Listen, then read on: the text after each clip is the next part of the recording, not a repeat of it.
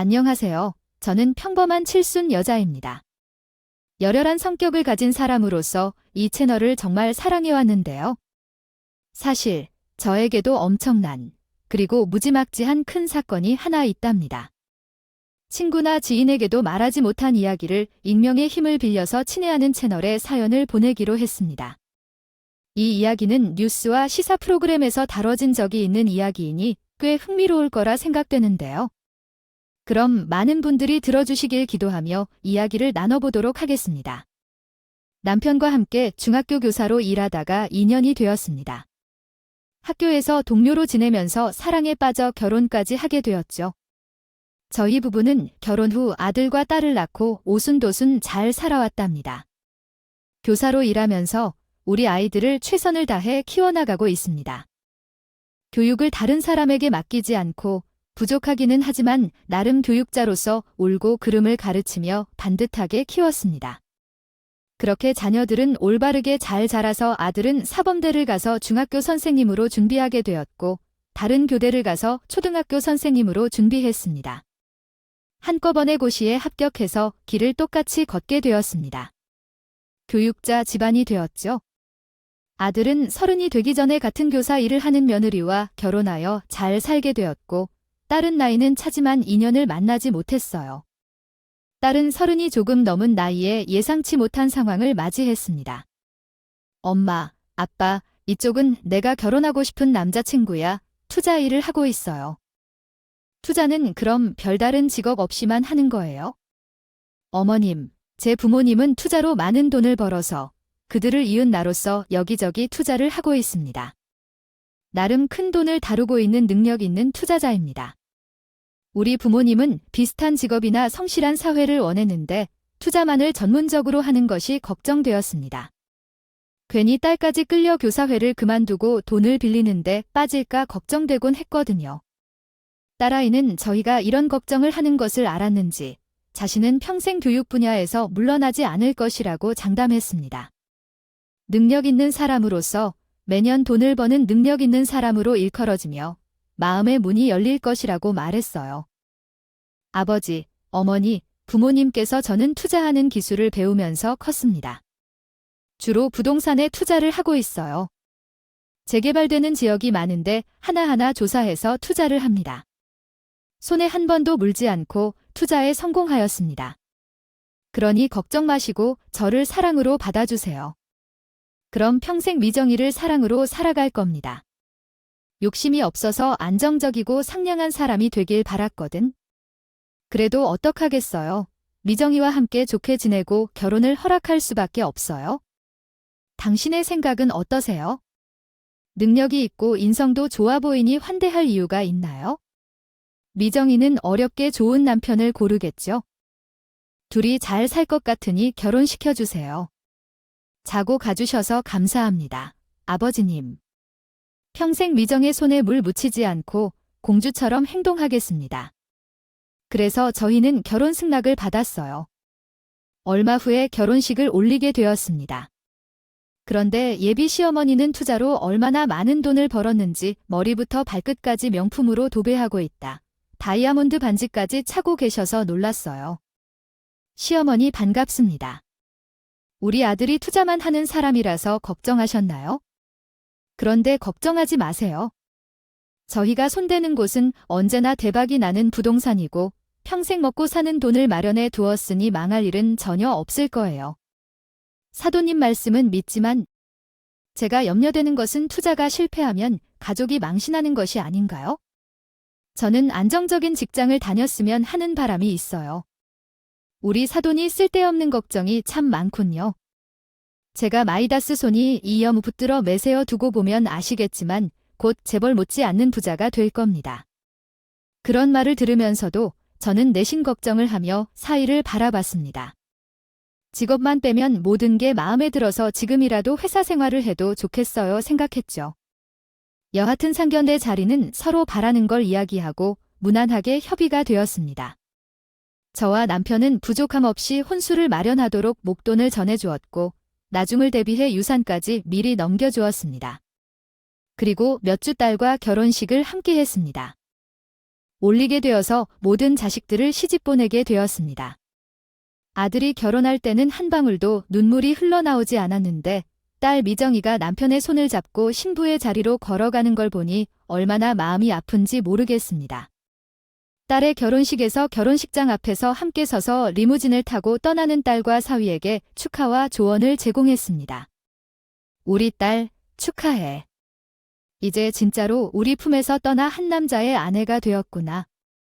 남편과 다투지 말고 잘 지내고 건강 잘 챙겨줘. 엄마 아빠는 항상 축복하고 기도할 테니 잘 지내야 한다. 그럼. 당연히 예쁘게 잘 살 테니까 지켜봐줘. 그리고 자주 찾아봐 줄 테니까 문전 막대나 하지 마. 신혼여행 잘 다녀와서 보자. 재밌게 즐기고 와. 이 딸아이와 사이가 리무진에 올라 공항으로 떠났습니다. 신혼여행은 요즘 자주 떠나는 모델로 가게 되었죠. 저와 남편 사돈은 마지막 인사를 하고 각자의 집으로 떠났답니다. 저는 집에 가서도 눈물을 흘리며 딸을 생각을 멈추지 못했습니다. 남편은 왜 이리 걱정이 많느냐며 제발 그만 좀 울라고 하며 볼멘 소리를 했습니다. 여보, 뭐가 걱정해서 그렇게 오는 거야? 사위와 사돈 집 안정도면 시집을 잘 보내는 거라고 고생할 염려가 없는데 뭐가? 그리 슬픈 거예요. 나도 이해해요. 그런데 자꾸만 눈물이 쏟아져요. 우리 미장이 잘 살 것 같아요. 아이고, 이 사람은 걱정도 팔자야. 응, 우리에게 넘치는 집안에 시집을 갔으니까 마음을 내려놓도록 해야 해요.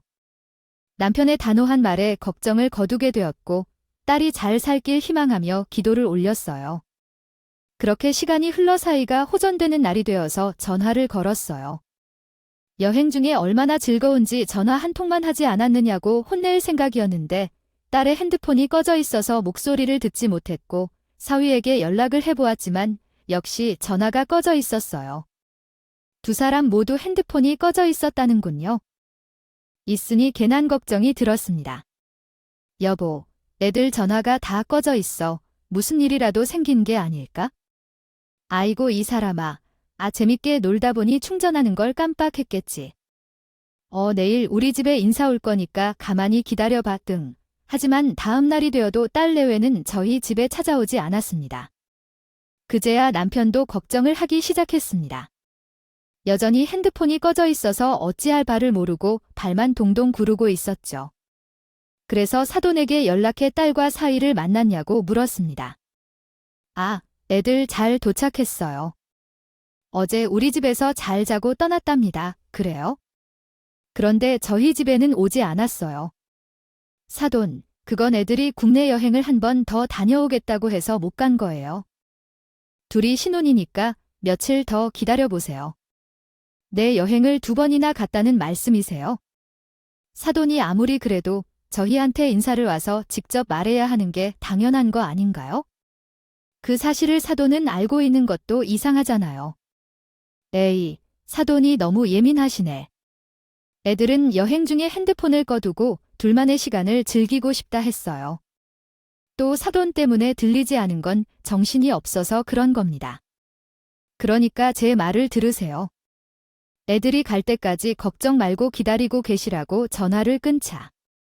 남편도 이상하다고 답했습니다. 저희 딸이 그렇게 행동할 리가 없다며 뭔가 이상하다고 말이죠.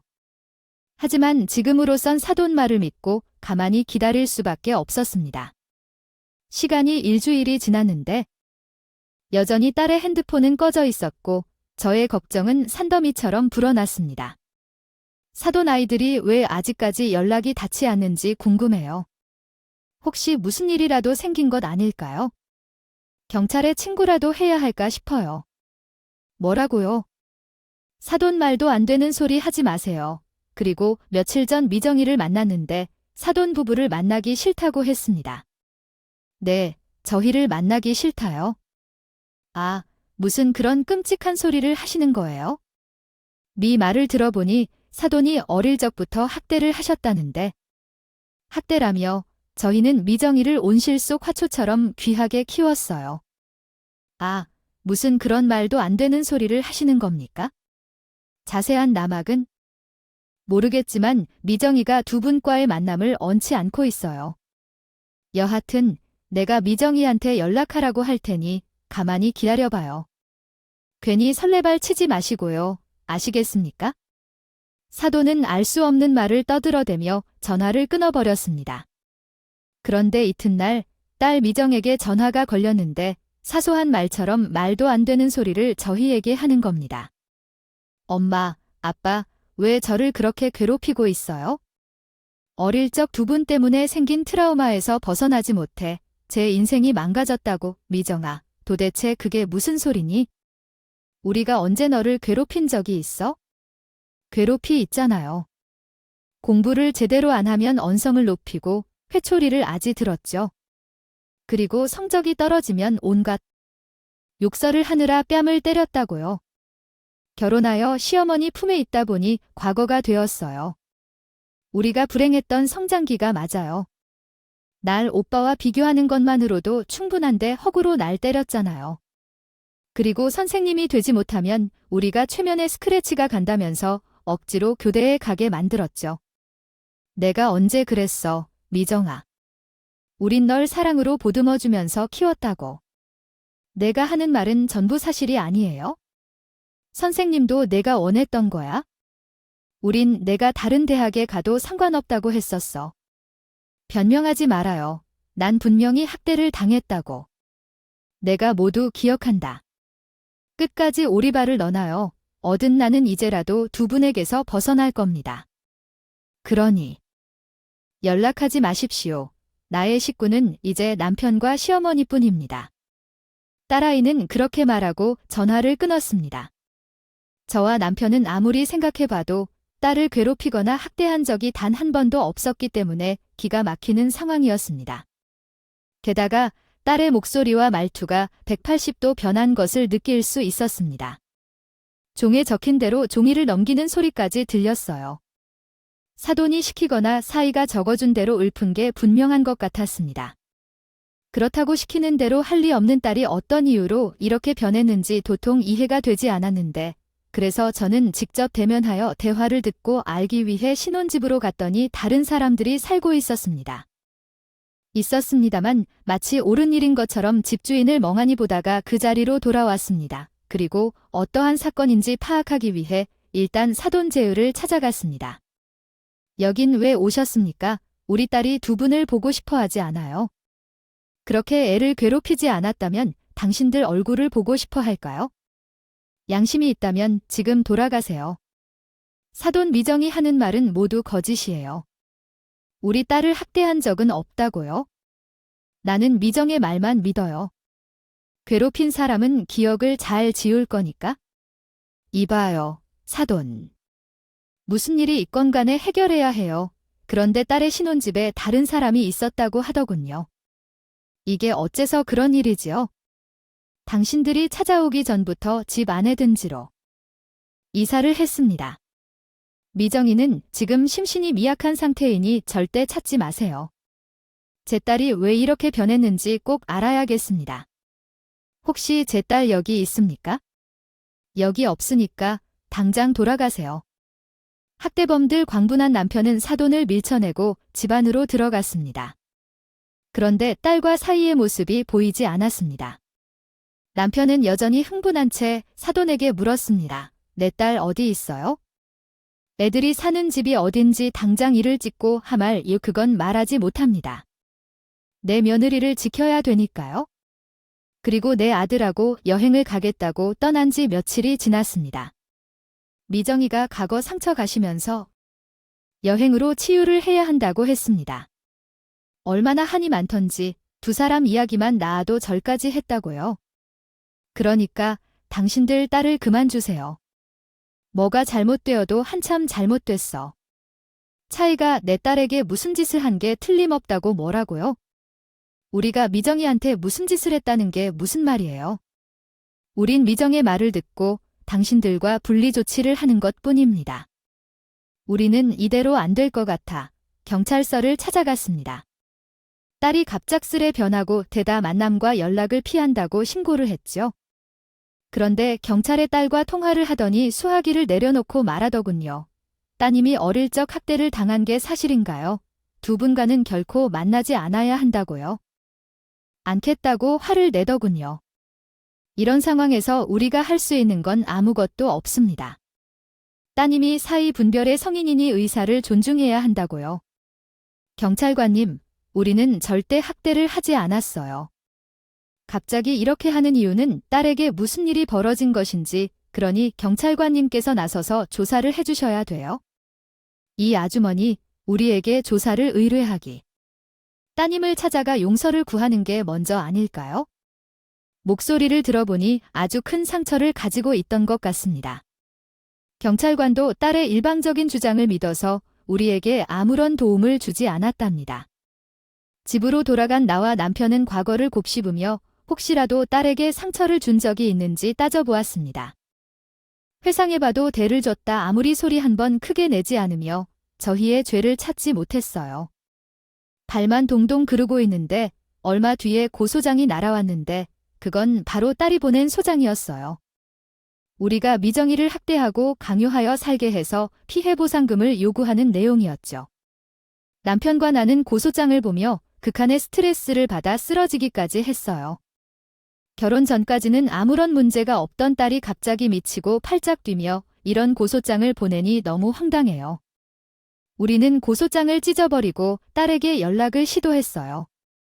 이번에는 전화를 받았는데 위정아, 너 도대체 왜 이러는 거니? 우리가 너를 어떻게 키웠는데 이딴 말도 안 되는 고소장을 보내는 거야? 하고 물었어요. 거야 이봐요. 당신들이 나를 어떻게 대해왔는지 궁금한데 일당공을 치지 않으면 즉시 뺨을 갈기고 몽둥이로 때렸잖아. 난 다 기억해요. 두 분은 날 교사로 만들려고 별의별 짓을 다 해왔다고 하죠. 나에게 지옥이 있다면 당신들의 집이고 악마가 있다면 바로 두 사람입니다. 미정아, 우린 단 한 번도 너에게 손찌검을 한 적이 없어. 도대체 누가 그런 짓을 했다는 거야? 우리 이럴 게 아니라 만나서 얘기하자. 그동안 우리에게 서운한 게 있으면 만나서 풀어보자고. 내가 미쳤어요. 당신들을 만나서 또 무슨 수모를 당할 줄 알고 닥치고 고소장에 적힌 날짜의 법원으로 나오세요. 진실이 밝혀지고 지금처럼 나오는지 봅시다. 딸아이는 공격적인 말을 끝으로 전화를 끊었습니다. 저와 남편은 이번에도 충격을 휩싸들어 들고 말했습니다. 금이야 오기어 키웠던 딸이 왜 이러는지 이유를 찾으려 해봐도 도대체 생각이 나지 않습니다. 여보, 우리가 진짜 미정이를 대하였을까? 우리가 기억 못하는 무언가가 있는 걸까? 제 질문에 남편은 그게 무슨 소리야? 아들보다 더 귀하게 키웠다고 미정이가 왜 이러는지 모르겠지만 지금 제정신이 아닌 것 같아. 마치 사이비 종교에 홀린 것 같단 말이야 라고 말했습니다. 저희는 딸의 고소 사건으로 법원에 나가야 할지도 모릅니다. 해당 텍스트의 한국어 문법을 수정하겠습니다. 되었고 판사님은 증거가 하나도 없다며 저희에게 무죄를 선언하셨습니다. 법원 밖에서 만난 딸에게 다가가려 하자 사돈과 사이가 두 팔로 바리케이트를 치며 말렸습니다. 우리 미정이한테 접근하지 마세요. 두 분을 만나는 것보다 지옥불에 가는 게 낫다고 하던군요. 그리고 미정이를 그렇게 괴롭혔으면 우리가 보낸 고액의 명시된 돈을 지급해야 하는 거 아닙니까? 이렇게 아까우셨던 행동을 하고도 아주 뻔뻔하네요. 이어서 사이가 말했습니다. 아버님, 어머님은 무죄를 받긴 했지만 진실은 언젠간 밝혀질 겁니다. 당신들이 미정에게 정신적 피해보상금을 지급하지 않으면 끝까지 고소해 보상을 받을 거라고요. 그리고 제 아내에게 접근하면 스토킹으로 신고할 테니 아시겠나요? 답답해하던 남편이 애원하듯 말을 꺼냈습니다. 이 사람아, 부모가 딸을 보러 온다는 게 어째서 스토킹이 되는 거냐고? 응, 어서 비켜. 내 딸 얼굴을 보고 얘기 좀 해야 할 것 같아요. 만약 우리가 큰 잘못을 했다면 돈을 얼마든지 줄 수 있어요. 하지만 망가진 딸에겐 한 푼도 주지 않을 거라는 남편의 말에 딸 미정이가 고개를 돌렸는데 그동안 우리가 알던 딸의 모습과 비교하면 달랐습니다. 이마피가 상해서 눈 밑에 다크서클이 몇 날 밤을 지새웠다는 걸로 보였어요. 나에게 이제는 부모는 시어머니뿐이에요. 당신들처럼 무참하게 괴롭히는 사람들은 부모가 없어요. 자격이 없다고요. 앞으로도 나를 딸로 받아들일 생각은 하지 마세요. 당신들 같은 사탄의 자식이 되느니 혀를 깨물고 죽는 게 낫다고요.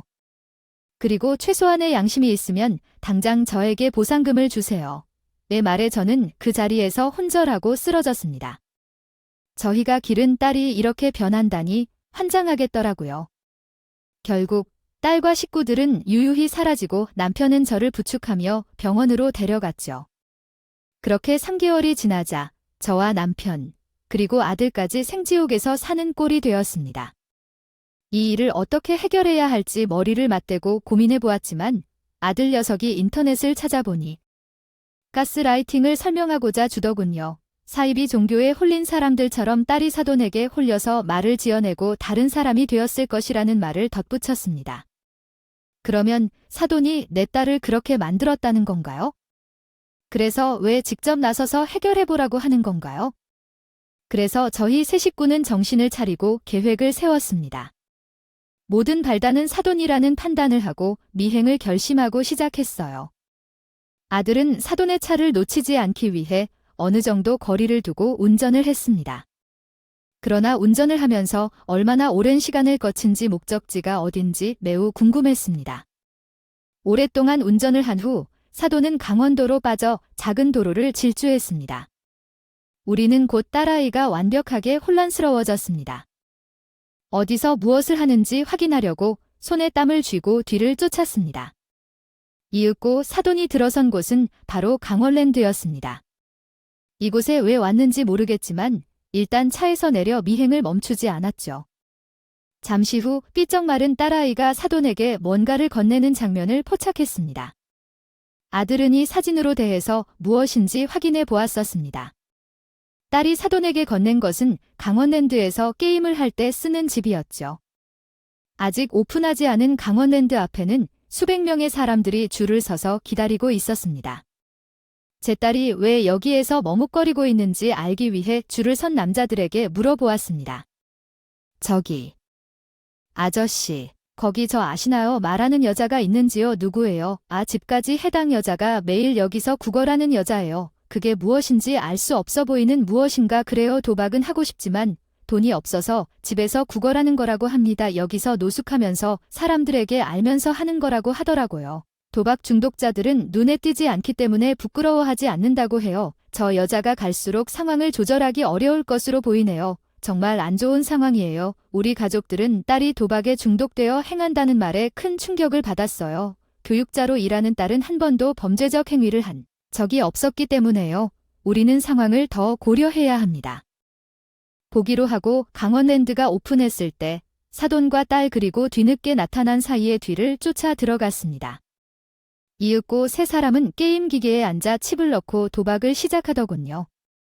너무도 충격적이라 뒤에서 바라보기만 했답니다. 그런데 사돈이 돈을 잃었는지 딸아이에게 짜증을 내더군요. 야, 가서 칩 좀 구걸해와봐.